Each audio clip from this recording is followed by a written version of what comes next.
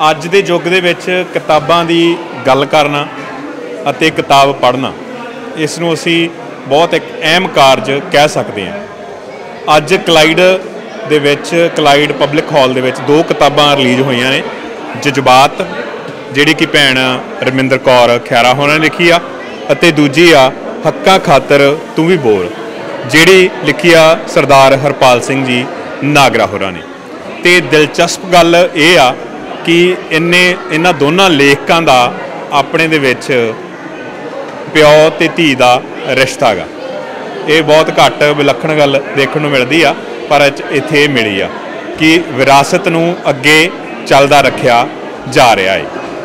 ਤੇ ਅੱਜ ਅਸੀਂ ਇਸ ਕਿਤਾਬ ਦੇ ਬਾਰੇ ਬਹੁਤ ਸੰਖੇਪ ਗੱਲ ਕਰਾਂਗੇ। ਪਹਿਲਾਂ ਤੁਹਾਨੂੰ ਸਾਰਿਆਂ ਨੂੰ ਰਿਕਮੈਂਡ ਕਰਦੇ ਕਿ ਜ਼ਰੂਰ ਇਹ ਕਿਤਾਬਾਂ ਪੜ੍ਹਨੀਆਂ ਚਾਹੀਦੀਆਂ ਨੇ।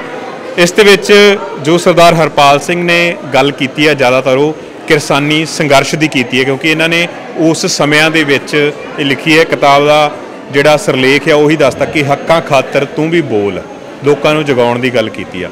ਸਰਦਾਰ ਹਰਪਾਲ ਸਿੰਘ ਜੀ, ਵਾਹਿਗੁਰੂ ਜੀ ਕਾ ਖਾਲਸਾ ਵਾਹਿਗੁਰੂ ਜੀ ਕੀ ਫਤਿਹ। ਭੈਣੇ ਤੁਹਾਨੂੰ ਵੀ ਅਤੇ ਬਾਪੂ ਜੀ ਨੂੰ ਦੋਨਾਂ ਨੂੰ ਬਹੁਤ ਬਹੁਤ ਪਹਿਲਾਂ ਤਾਂ ਵਧਾਈ ਕਿਤਾਬ ਦੇ ਰਿਲੀਜ਼ ਹੋਣ ਦੀ। ਹਾਂਜੀ, ਸੋ ਤੁਸੀਂ ਦਿੱਲੀ ਬੈਠੇ ਬਹੁਤ ਸਾਰੀਆਂ ਜਿਹੜੀਆਂ ਕਵਿਤਾਵਾਂ ਲਿਖੀਆਂ, ਇਹਦੇ ਵਿੱਚ ਮੈਨੂੰ ਬਿਲਕੁਲ ਉਸ ਤਰ੍ਹਾਂ ਦੀ ਇਹਦੇ ਵਿੱਚ ਗੱਲ ਦਿਖੀ ਕਿ ਜਦੋਂ ਵਾਰਿਸ ਸ਼ਾਹ ਹੀਰ ਲਿਖ ਰਿਹਾ ਸੀ ਤੇ ਉਸ ਵਕਤ ਦਲ ਖਾਲਸਾ ਪੰਜਾਬ ਦੇ ਉੱਤੇ ਕਾਬਜ ਹੋ ਰਿਹਾ ਸੀ ਅਤੇ ਉਹਨੇ ਲਿਖਿਆ ਕਿ ਅਸ਼ਰਾਫ ਖਰਾਬ ਕਮੀਨ ਤਾਜੇ ਇਸ ਦੇਸ਼ ਦੇ ਜੱਟ ਸਰਦਾਰ ਹੋਏ। ਕਿ ਜਿੱਦਾਂ ਉਹ ਇੱਕ ਤਰ੍ਹਾਂ ਇੱਕ ਕਾਵਿ ਲਿਖ ਰਿਹਾ ਸੀ, ਦੂਜੇ ਪਾਸੇ ਉਹ ਜਿਹੜੀ ਪੋਲੀਟੀਕਲ ਸਿਚੁਏਸ਼ਨ ਸੀ ਉਹਨੂੰ ਵੀ ਉਹ ਡਿਫਾਈਨ ਕਰ ਰਿਹਾ ਸੀ। ਇੱਕ ਲੇਖਕ ਦੀ ਵੱਡੀ ਜ਼ਿੰਮੇਵਾਰੀ ਹੁੰਦੀ ਹੈ ਕੋਈ ਸਮਾਜ ਦੇ ਵਿੱਚ ਜੋ ਘਟ ਰਿਹਾ ਉਸ ਵਕਤ ਕੰਟੈਂਪਰੇਰੀ ਉਹਨੂੰ ਸ਼ਾਮਲ ਕਰੇ। ਤੇ ਇਹਦੇ ਵਿੱਚ ਮੈਂ ਦੇਖਿਆ ਕਿ ਧਾਰਾ ਤੁਸੀਂ ਰੱਖੀ ਆ ਜਿਹੜੀ ਦਿੱਲੀ ਅਤੇ ਪੰਜਾਬ ਦੀ ਜੋ ਪੁਰਾਤਨ ਸਮੇਂ ਤੋਂ ਆਉਂਦੀ ਆ ਉਹਨੂੰ ਸਪਸ਼ਟ ਕੀਤਾ ਹੈ। ਤੁਸੀਂ ਕੋਈ 2 ਬੋਲ ਦਰਸ਼ਕਾਂ ਦੇ ਬਾਰੇ ਸਾਂਝੇ ਕਰੋ ਕਿਤਾਬ। ਇਸ ਕਿਤਾਬ ਸੰਬੰਧੀ ਜਿਵੇਂ ਤੁਸੀਂ ਵੀ ਕਿਹਾ ਆ, ਇਹਦੇ ਵਿੱਚ ਲਗਭਗ ਬਹੁਤੀਆਂ ਰਚਨਾਵਾਂ ਕਿਸਾਨੀ ਅੰਦੋਲਨ ਜੋ 3 ਖੇਤੀ ਕਾਨੂੰਨਾਂ ਦੇ ਖਿਲਾਫ ਚੱਲਿਆ ਤੇ ਕਰੋਨਾ ਕਾਲ ਸਮੇਂ ਦੀਆਂ ਨੇ। ਮੈਂ ਇਸ ਦਰਮਿਆਨ ਕਿਉਂਕਿ ਮੇਰਾ ਸ਼ੁਰੂ ਤੋਂ ਲੋਕ ਸੰਘਰਸ਼ਾਂ ਦੇ ਨਾਲ ਜੁੜੇ ਹੋਣ ਕਰਕੇ ਦੱਬੇ ਕੁਚਲੇ ਲੋਕਾਂ ਦੀ ਉਹਨਾਂ ਦੇ ਹੱਕ ਦੀ ਆਵਾਜ਼ ਉਠਾਉਣ ਦਾ ਮੇਰਾ ਮਤਲਬ ਸ਼ੁਰੂ ਤੋਂ ਰਿਹਾ। ਤੇ ਉਹ ਮੈਂ ਜਿਵੇਂ ਵਿਚਰਿਆ ਉਹਦੇ ਵਿੱਚ ਮੈਂ ਥੋੜਾ ਕੋਸ਼ਿਸ਼ ਕੀਤੀ ਆ ਵੀ ਬਹੁਤੀਆਂ ਰਚਨਾਵਾਂ ਤੇ ਜਦੋਂ ਉਹ ਵਾਪਰੀਆਂ ਨੇ ਘਟਨਾਵਾਂ ਉਹਨਾਂ ਦੀ ਵਿੱਚ ਮਿਤੀ ਤਰੀਕ ਜਿਹੜੀ ਆ ਉਹ ਨਿਸ਼ਚਿਤ ਕੀਤੀ ਆ। ਇਹ ਉਸ ਸਮੇਂ ਦਾ ਆਉਣ ਵਾਲੇ ਜਦੋਂ ਪੜ੍ਹਨਗੇ ਪਾਠਕ ਤੇ ਉਹਨਾਂ ਨੂੰ ਜ਼ਰੂਰ ਇਹ ਪਤਾ ਲੱਗੇਗਾ ਵੀ ਇਹ ਕਦੋਂ ਇਹ ਘਟਨਾਵਾਂ ਵਾਪਰੀਆਂ। ਤੇ ਇਹ ਇੱਕ ਮੈਂ ਸਮਝਦਾ ਵੀ ਜਿਸ ਤਰ੍ਹਾਂ ਹੋਰ ਵੀ ਮੇਰੇ ਕਈ ਸੱਜਣਾਂ ਨੇ ਕਿਹਾ ਇਤਿਹਾਸ ਦਾ ਰੂਪ ਬਣੇਗੀ। ਕਰੋਨਾ ਕਾਲ ਦੇ ਵਿੱਚ ਵੀ ਜਿਸ ਤਰ੍ਹਾਂ ਉਸ ਸਮੇਂ ਉਣਤਾਈਆਂ ਸਿਸਟਮ ਦੀਆਂ ਸਰਕਾਰਾਂ ਦੀਆਂ ਰਹੀਆਂ ਤੇ ਬੜੇ ਲੋਕ ਜਿਹੜੇ ਆ ਇਸ ਤਰਾਸਦੀ ਦੇ ਨਾਲ ਮਰੇ ਆ, ਉਹ ਬਦ ਇੰਤਜ਼ਾਮੀਆਂ ਦਾ ਸ਼ਿਕਾਰ ਹੋਏ ਆ। ਉਹਦੇ ਵਿੱਚ ਵੀ ਇਹਦੇ ਬਾਰੇ ਜਿਹੜਾ ਉਹ ਮੈਂ ਜ਼ਿਕਰ ਕੀਤਾ ਆ। ਤੇ ਖੇਤੀ ਕਾਨੂੰਨਾਂ ਦੇ ਦੌਰਾਨ ਵੀ ਜਿਸ ਤਰ੍ਹਾਂ ਸਰਕਾਰ ਨੇ ਜਿਹੜਾ ਉਹ ਇਹਨਾਂ ਨੂੰ ਸੰਘਰਸ਼ ਨੂੰ ਲਮਕਾਇਆ ਤੇ ਸਾਲ ਭਰ ਤੋਂ ਵੱਧ ਚੱਲਣ ਵਾਸਤੇ ਮਜਬੂਰ ਕੀਤਾ। 700 ਤੋਂ ਵੱਧ ਕਿਸਾਨ ਤੇ ਕਿਸਾਨ ਬੀਬੀਆਂ ਨੇ ਸ਼ਹੀਦੀ ਪ੍ਰਾਪਤ ਕੀਤੀ ਤੇ ਤਾਂ ਜਾ ਕੇ ਜਿਹੜਾ ਉਹ ਜਿੱਤ ਪ੍ਰਾਪਤ ਕੀਤੀ।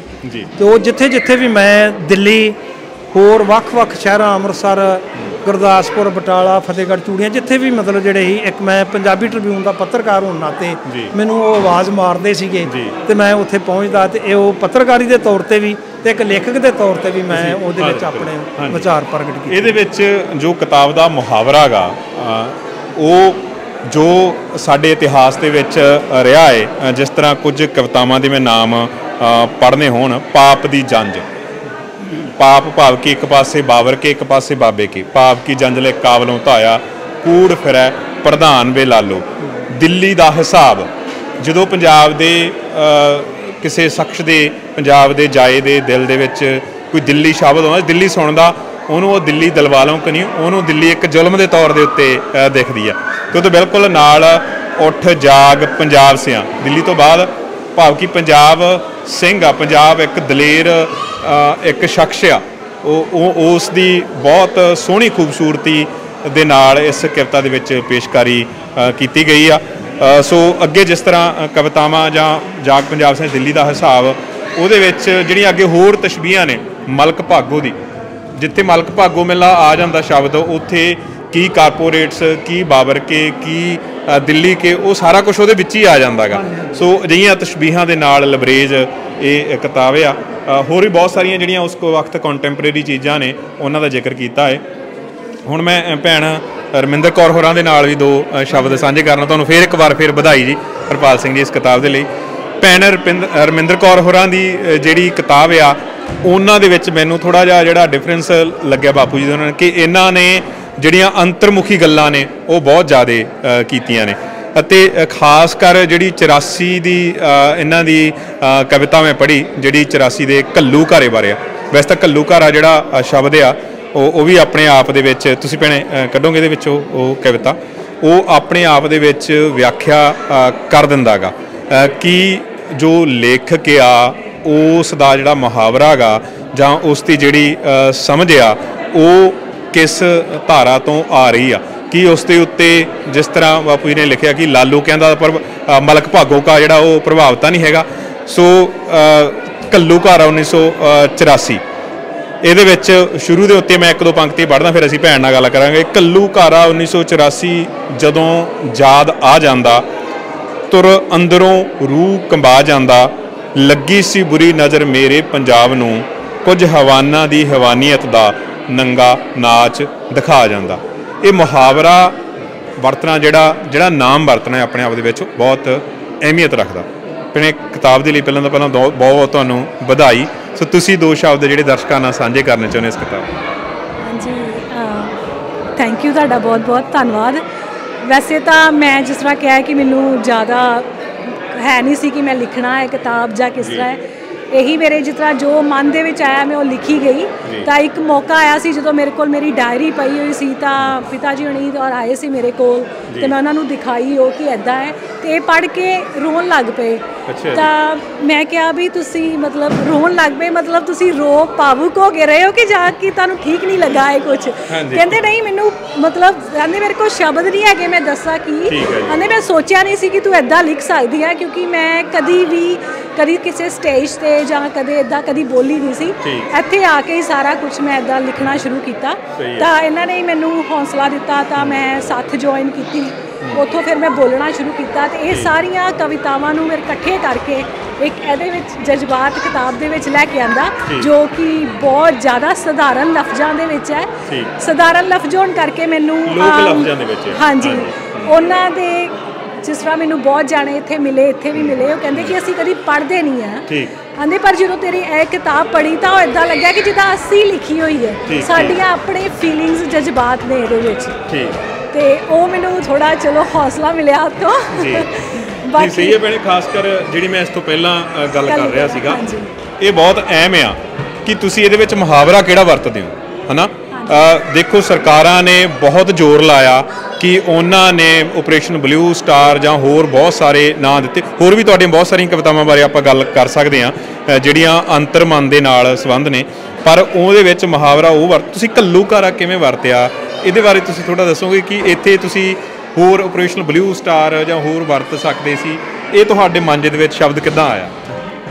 असल च मैं अमृतसर तो ही उत्थों ही है हर टाइम जो इत्थों भी जाइदा पहला हुंदा है कि दरबार साहब दर्शन किए जान तो इस तो 84 तो बाद ही मेरा बर्थ होया तो मैं बहुत किताबां पढ़ियां इत्थों तक कि परिवार दे विच भी इदा बहुत कुछ वापरिया जिन्हां नूं मैं सुनिया कि ये किस तरह होया किद्दां होया बहुत सारे हर एक कोई अलग अलग कहता है कि किसी ने गलत किया किसी ने नहीं किया पर जितों तक मैनू मेरी समझ दे नाल लगा अपना एनालिसिस नहीं करिया हाँ जी मैनू पढ़ के सुन के अपने दादिया परदादियां कोलों पिता जी होना कोलों अपने रिश्तेदारां कोलों क्योंकि वो उत्थे ही है उन्होंने जो दसिया कि उस समा की सी वो देखा तो उतों मैनू लगा भी ये उन्होंने एक सरकार ने ब्लू स्टार बनाया सी उहदा नाम रखा सी पर वो साडे लिए ब्लू स्टार नहीं है कुछ एक घल्लूकारा किया गया एक कौम दे लई जिन्हों मतलब कि ख़त्म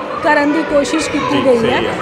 बाकी मेरी तो समझ इन्नी की है ज़्यादा यही सही समझ आ यही इदों अगे कुछ नहीं है आप कहते कि इत्थे गल मुक जाती है। हाँ जी ਸੋ ਬਹੁਤ ਬਹੁਤ ਭੈਣੇ ਤੁਹਾਨੂੰ ਵਧਾਈ। ਆਪਾਂ ਹੋਰ ਵੀ ਤੁਹਾਡੀਆਂ ਕਵਿਤਾਵਾਂ ਬਾਰੇ ਅੱਗੇ ਗੱਲਬਾਤ ਫਿਊਚਰ ਦੇ ਵਿੱਚ ਸਮਾਂ ਮਿਲਿਆ ਕਰਦੇ ਰਹਾਂਗੇ। ਅੱਜ ਤੁਹਾਡੇ ਕੋਲ ਵੀ ਸਮਾਂ ਬਹੁਤ ਸੀਮਿਤ ਆ, ਹੈ ਨਾ, ਅਸੀਂ ਵੀ ਥੋੜ੍ਹਾ ਪਹੁੰਚਣ ਦੇ ਵਿੱਚ ਦੇਰੀ ਹੋ ਗਈ ਹੈ ਸਾਨੂੰ।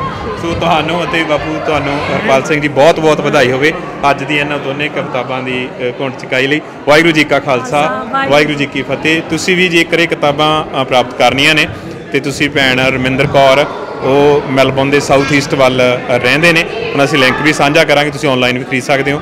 ਬਹੁਤ ਬਹੁਤ ਧੰਨਵਾਦ। ਵਾਹਿਗੁਰੂ ਜੀ ਕਾ ਖਾਲਸਾ, ਵਾਹਿਗੁਰੂ ਜੀ ਕੀ ਫਤਿਹ। ਘਰ ਪੇਂਟ ਕਰਵਾਉਣਾ ਚਾਹੁੰਦੇ ਹੋ ਤਾਂ ਮੇਰੀ ਸਲਾਹ ਮੰਨੋ, ਪਾਬਲਾ ਪੇਂਟਿੰਗਸ ਤੋਂ ਕਰਵਾਓ। ਬੜਾ ਹੀ ਕਮਾਲ ਦਾ ਕੰਮ ਕਰਦੇ ਨੇ। Interior, exterior, feature walls, wallpapers, floor paint ਅਤੇ ਰੂਫ ਪੇਂਟ, ਸਾਰਾ ਹੀ ਕੰਮ ਬੜੇ ਹੀ ਜਾਇਜ਼ ਪ੍ਰਾਈਸ ਦੇ ਉੱਤੇ ਕਰਨਗੇ। ਫ੍ਰੀ ਕੋਟ ਲਈ ਅੱਜ ਹੀ ਕਾਲ ਕਰੋ ਸੁਖਵਿੰਦਰ ਸਿੰਘ ਨੂੰ 0413 361 178 0413 361 178। Pabla Paintings।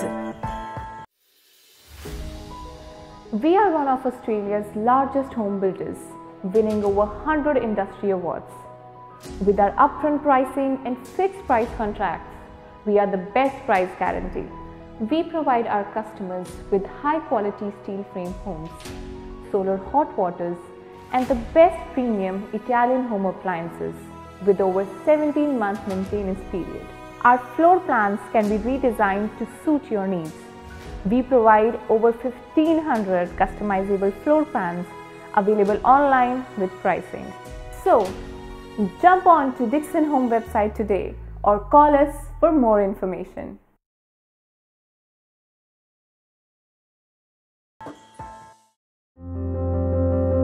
Singh Celebrant Weddings, naming, याद रखो Singh Celebrant।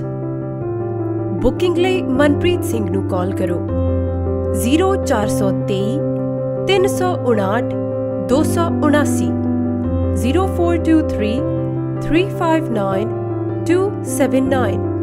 Singh Celebrant।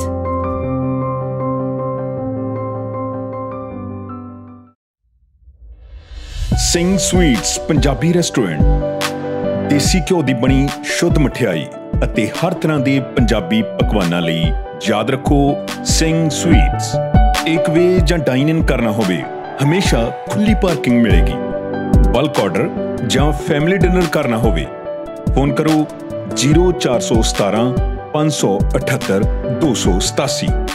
Number 5 connect road, ਟਰੁਗਨੀਨਾ, ਪਾਲਮਰਸ road ਅਤੇ ਡਹਰਟੀਜ਼ ਰੋਡ ਦੇ ਕਾਰਨਰ ਦੇ ਉੱਤੇ ਸਿੰਘ ਸਵੀਟਸ ਪੰਜਾਬੀ ਰੈਸਟੋਰੈਂਟ।